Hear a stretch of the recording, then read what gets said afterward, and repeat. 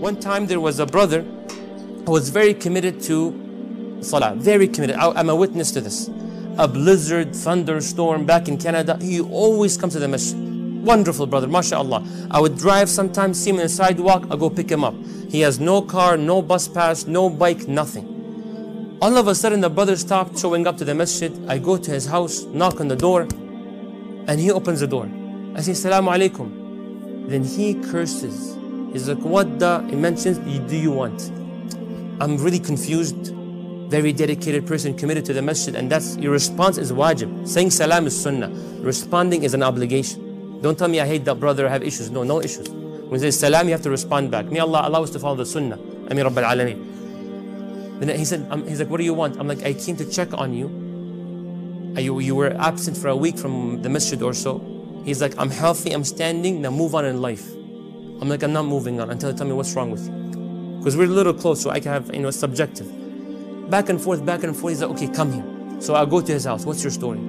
He said, you know how dedicated I am to the masjid, yes or no? I'm like, yes, I admit to that.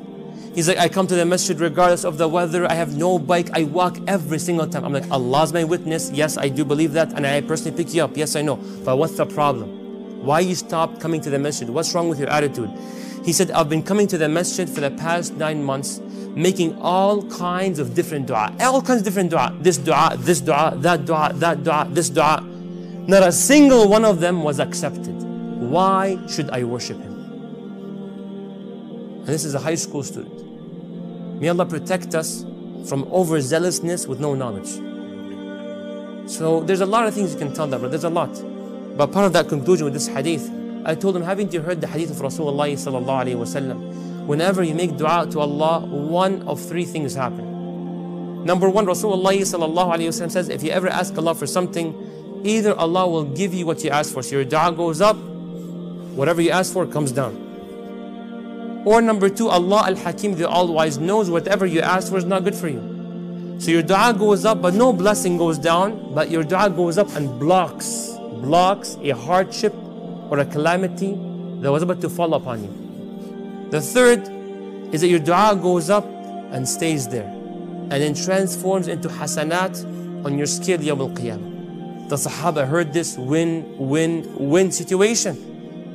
They said, إِذَا نُكْثِرِ Rasulullah, then we will never stop making dua. Look how they behaved. If that's the case, they know for a fact Allah will respond, but how, I don't know. But you know Allah will respond to it. Would the Prophet say, shame on you, don't have the attitude of always making dua? No. He said, Allahu Akthar, Allah is more generous. Yes, you should have this attitude, always make dua.